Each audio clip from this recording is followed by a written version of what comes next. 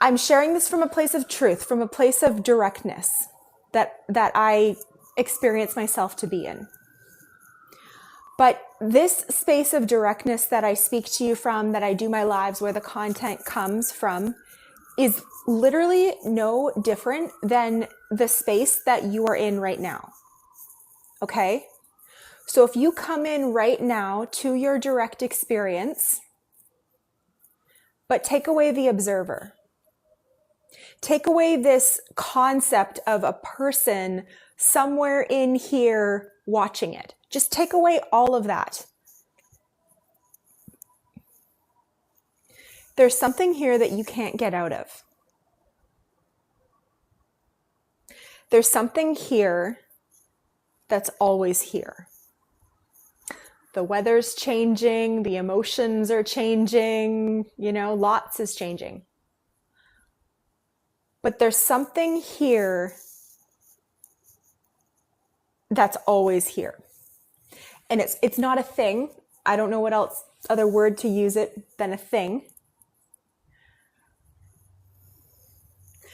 But this, what I'm talking about, this thing that has no name, story, identity, position, that is the space that I speak to you from, and that is the space that you are always in every single moment.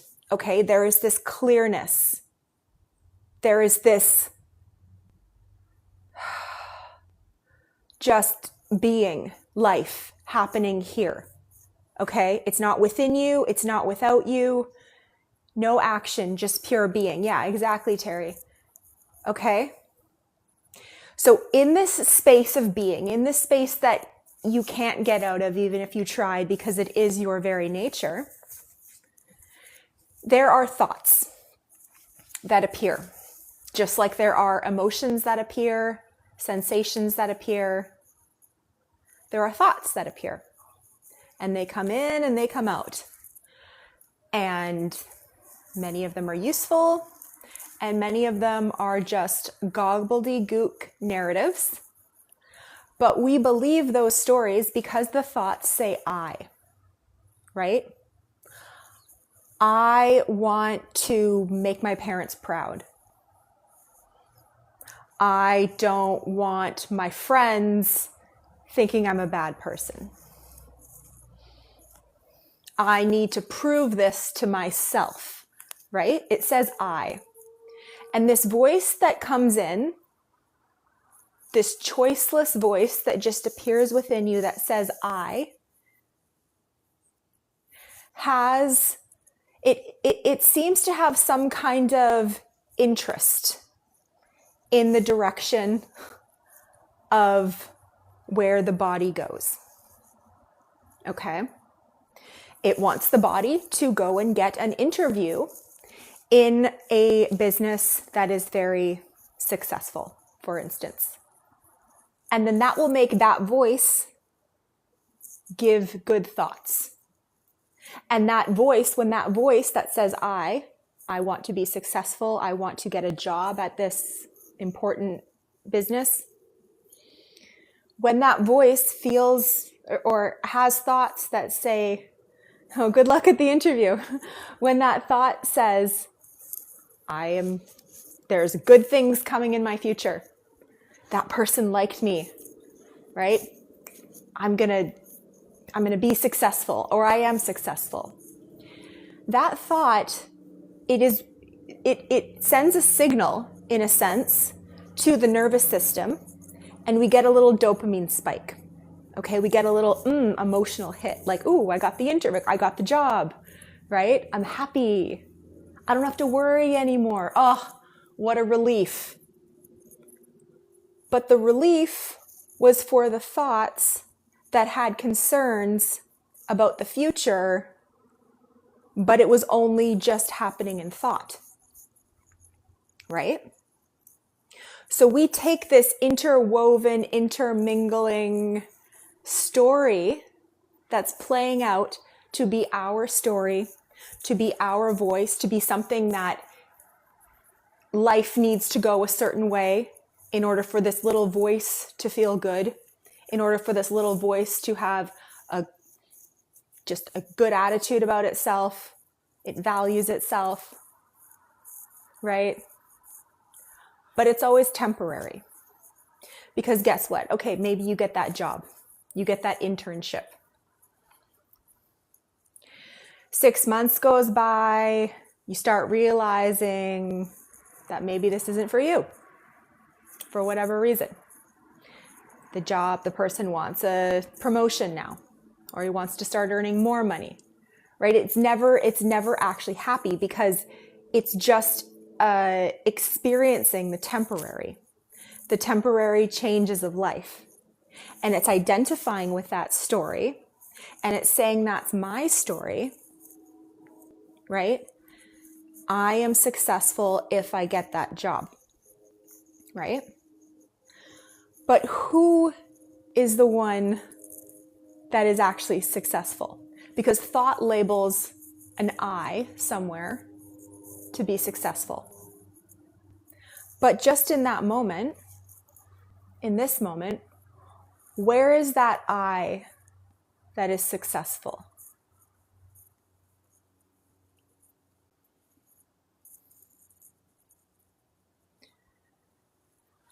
Because there's a body, right? There's sensations. There's a certain number going into your bank account a couple times a month. And then there's thoughts. There's lots and lots of thoughts. This number means this. This title means this. My parents said this, that means this about me. Right? And on and on and on and on the thoughts go.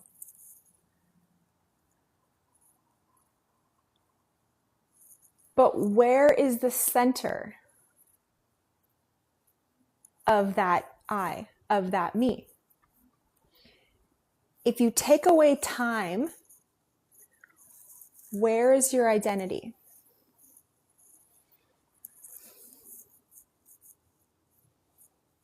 Where is it?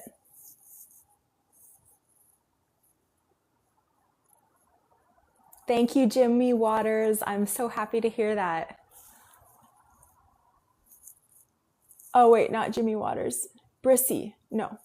Brissy, thank you. I'm so happy to hear that. Ooh. And then Jimmy Waters said, that would be your consciousness or your ego, depending upon how you create. Yeah, so let's talk about that then. If you're talking about the one that,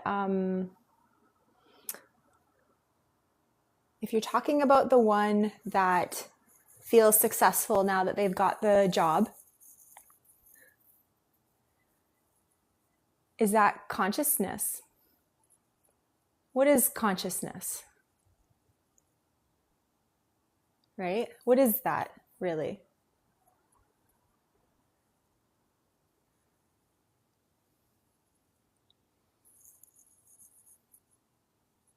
Take away the word consciousness.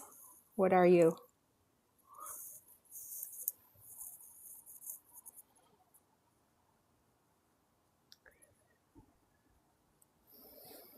And so once you see that there's this little dance going on inside that's feeding you these illusions, right? That there's a some personality identity in here that isn't enough, and that needs to find something more in the future. Once you buy into that, I mean, you're in the loony bin. And it's okay, because most of humanity is in the loony bin, in La La Land. Lost in time, yeah. The Buddhists would call that the I am, or spirit. We are all the same consciousness from source. Yeah. Yeah, beautiful concepts and ideas about like oneness and labels and stuff. And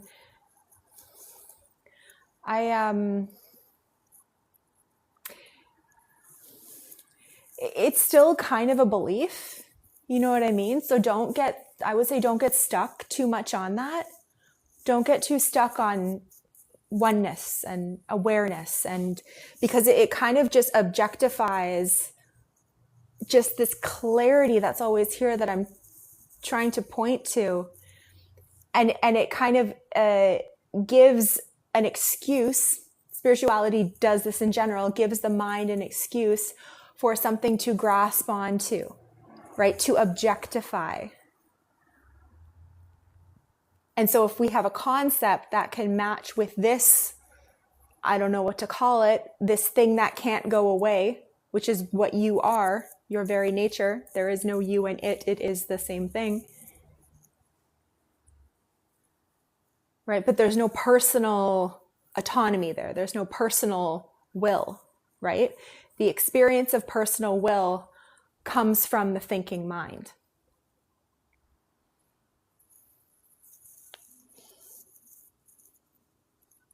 Lost in thought. What are we supposed to do after we are awakened and it's hard to be around people? I mean, there's no supposed to. It's just ride it out. I mean, if you need to ground, if you need to go and get massages or acupuncture or take some time and go to nature or be by the water, those are some suggestions to support your nervous system, right? I don't have anything special to say okay, meditate. It really depends on what's coming up for you, what your physical constitution is. You know, if you're more fire, if you're more water. The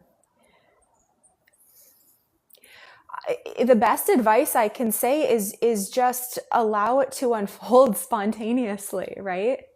Because even in that question, it kind of assumes that there's someone in here that needs to manage their life, that needs to navigate their awakening, but there is no your awakening. Right? There is awakening is what's here, is what is realized and recognized when there is no more experience of you, right? Where there's just an emptiness. But it's not an emptiness in a, because I remember I used to hear this too and think, oh, I don't think I want that.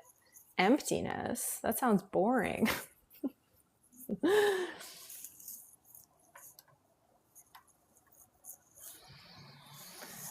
But it's kind of like a never-ending vacation from the BS in your mind.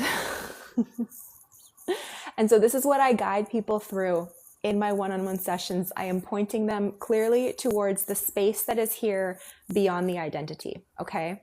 I call it no mind inquiry or awakening sessions, but just in layman's terms, what I'm actually facilitating in my one-on-one sessions and on these lives as well. So if anyone wants to check that out, you're welcome to raise your hand and interact with me. But what I'm doing in my sessions is just guiding people into this space that's here before the identity, right? Because as I started off saying, there is this alive presence, being, that's here, that's not a thought. That's here effortlessly, without anyone trying to do anything, right? It's just naturally here. You're just naturally here. It's so obvious. It's so self-evident. This is the foundation of the reality, is this capacity for life, right? Capacity for being, for existence, right? There is no tree if there is no one to see the tree, right? So this is the foundational space that you are, that you exist. This is how babies come into the world. Just this pure, empty, blank slate of, it feels like freedom. It feels like fullness, you know? It feels like clarity, clear seeing, direct in the moment, No getting caught up in a narrative, no thinking about a different situation, no rumination, right? Nothing to protect, no identity to protect. It's like,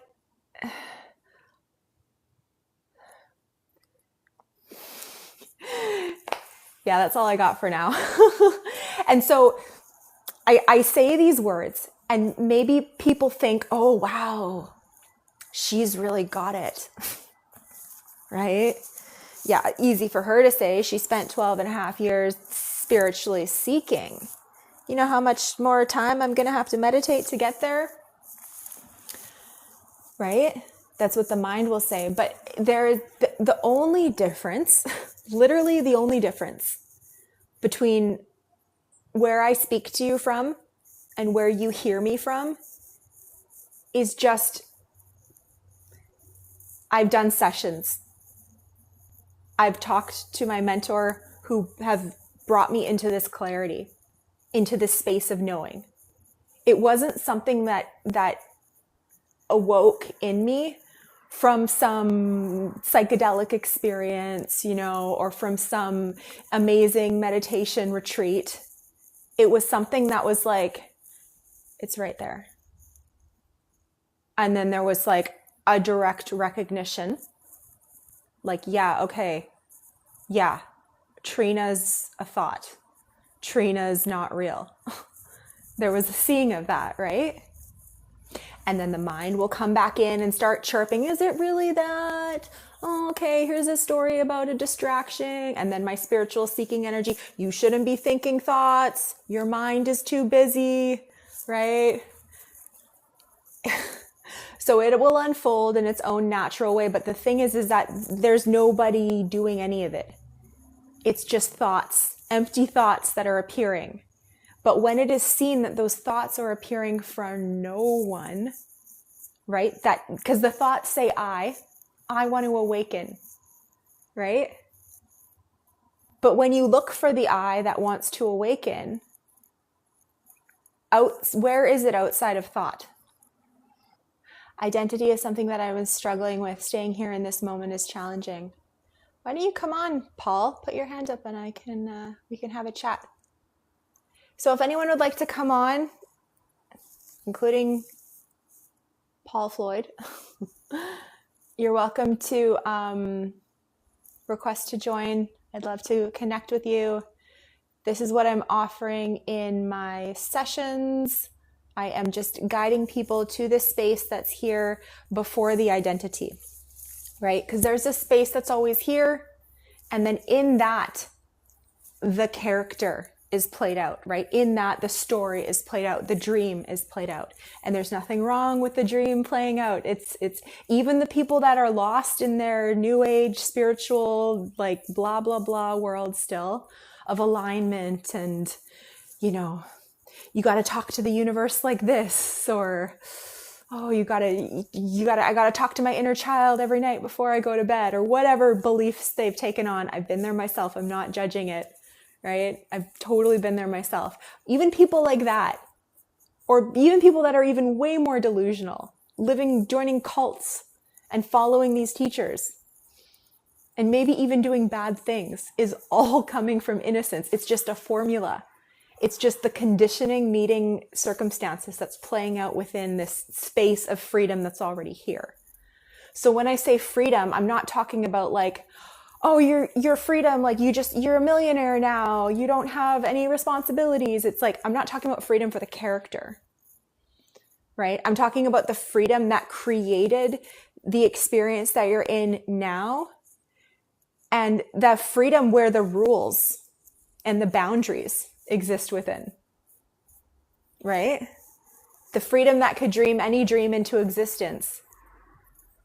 And the body mind is an expression of that dream, of that freedom, right? So the rules in the dream are still an expression of freedom. Even being locked up in a jail. If you really see what I'm pointing to, that is an expression of freedom. Not freedom for the body, for the character, right? I'm not doing some victim blaming thing like that, or double speak, I guess is the better word. But in this space of freedom, we experience a limitation, kind of like with the game. You're just playing Monopoly and there's no rules at all. It's like, oh, pass go. I get $5,000 and when I pass go. And oh, that I'm only going to pay that much for Park Place, right? The boundaries, it's part of the fun, kind of, in a sense. And I don't want to say being locked up is fun, but it's not about finding a position. Hi, I am her. So if anyone would like to come on and be guided into this space of stillness, if you'd like to experience what I'm doing, and I'm working my magic in these calls, and being in this space of clarity about that's here beyond the identity.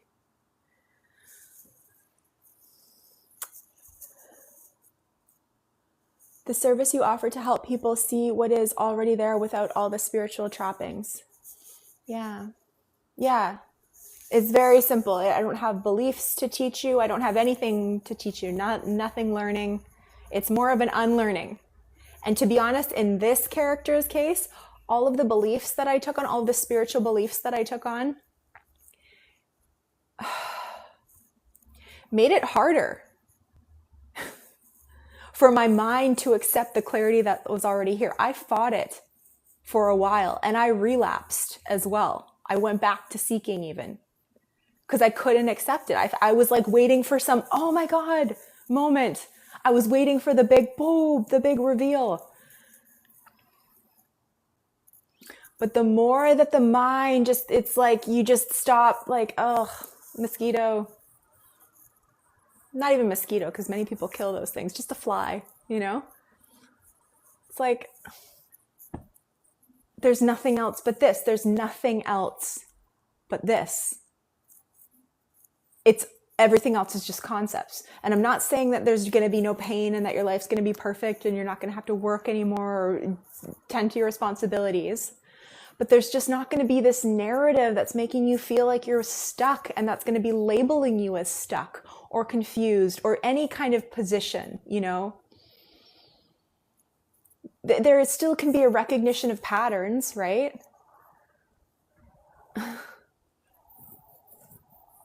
You're still going to have functional thoughts and manage life. There's just not going to be so much constant distraction.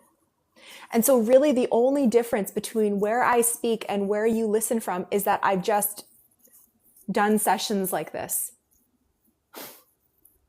And I've just seen time and time and time again that Trina is just a story. And in a sense, there is love as well for her, for that orientation, And I'm even feeling a little bit emotional sharing this. It was touching. Because as a person, if we're talking on the human level, yeah, she was a good person and she went through a lot. She's been through a lot. But it's also seen, so like there's compassion for that, right? On the human level, there is compassion for that. It's not like, oh, you don't have any problems anymore. There's no one there, right? No, there's a lot of compassion for that. And like, yeah, nostalgia even, I feel, or like a sentiment. It's beautiful. But it's kind of like, it's almost like how you feel about like yourself as a child. It's like, oh, that was really cute how I used to like put my mom's clothes on and play dress up and like have lipstick all over my face. Like, that's really cute. Like, I was pretending, and it's sweet, and it's a stage in life, a stage in the evolution of how it plays out. Very natural, nothing wrong with it. It's just how it appears. But it's also like, Yeah, I don't think that there's like, I don't need to stay there, right? I don't need to label that as real. If I'm not my thoughts, who am I? Unknowing the known. There's no, Mario, there's no answer to that. Who am I? And that's the thing with like non-duality and stuff. It's like, they're always asking, who am I? Who am I? Look for the me. Where's the me? But that's the thing. There is no me. The me was only a thought. So you're looking and you're doing all of this inquiry and you're searching for the me. And I'm sure there is some application to it because it can be helpful to show people that there is no me. But it also, in my case, I didn't get that kind of guidance. I was just asking, who am I? Who am I? Who am I? All the time, thinking that like the universe was going to send some answer back to me or somehow that was going to wake me up. But there is no answer to that because the I was made up in the first place. The I was just an assumption of the mind based on the experience that one has of thoughts that come up that say I, right? The thoughts say, I want this, I did that, this always happens to me, right? So the I is created by thought. So that's why it's like when you look for the I and you make your practice about doing inquiry, trying to find the I and ask these questions, thinking that there's some answer to it, you're just a dog chasing its tail. So what are you right now without the word I? If you just take away that concept right now.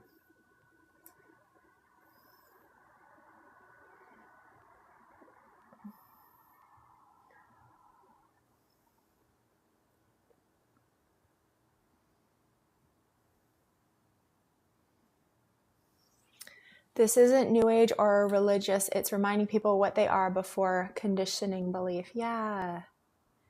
Agreed, Justin. I'm catching what you're saying, but I feel as if you're using too many words. Okay. I'll try to use less words for you. Gen X leftist.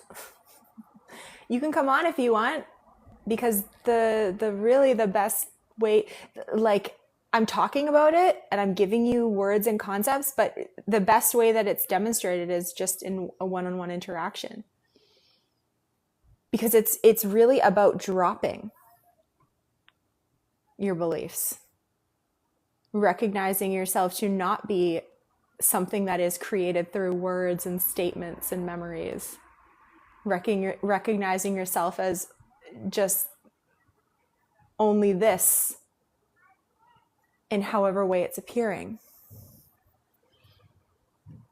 So, I mean, I could just sit here and stare at the screen, maybe say 2 words every minute. Then you'd think I'm really enlightened, right?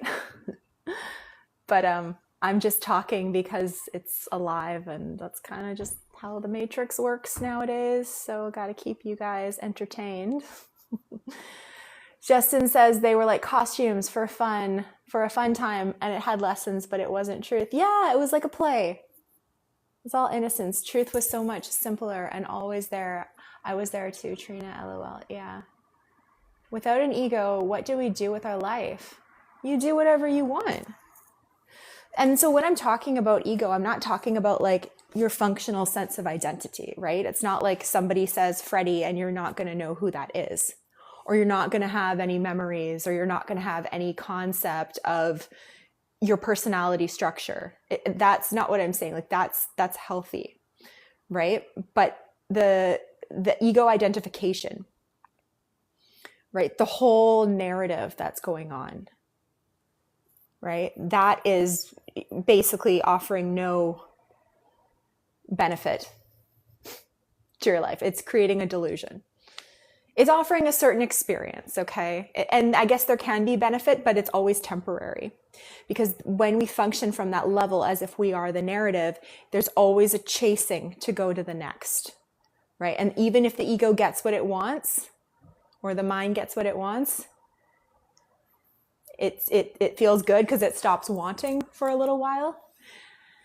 And then, you know, the next issue of Vogue comes out and you got to get the latest boots or the latest jacket, right? Or go on the latest vacation or whatever. You know, in my case, it was like the next retreat or the next spiritual book or psychedelic experience, right? And I'd have these huge, expansive openings and beautiful, bliss-filled states. And it wouldn't last, just like everything else, you know? So you do whatever you want now. It's do whatever you want. Like, you know what I say, really, what I feel like now?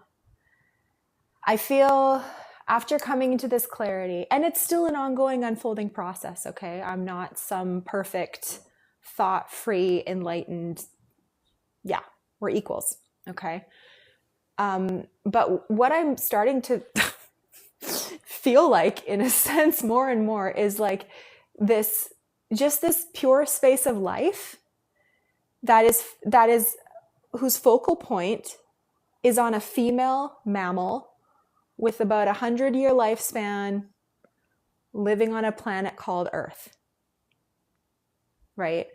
There's no like story anymore that's gripping me so much about what I gotta do and I gotta make the most of my life and I got these issues and I gotta work through them and there's something to find. It's like as if I would imagine how an animal feels. Like, okay, I'm just here, I'm just alive. If I feel like sleeping, I'm gonna sleep. If I feel like playing with this other animal, I'm going to play with him.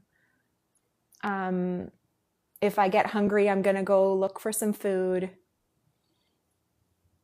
It's simple. And obviously humans are more complex and there's more variety and there's more interesting things to discover. And I love to learn. I love using words. I love meeting people and talking and sharing ideas. And that's my character's constitution. You know, that's my makeup, but everyone's different, right? So there's no way. It's just, what do you want? What does your energy want? Yeah, but thanks for your question.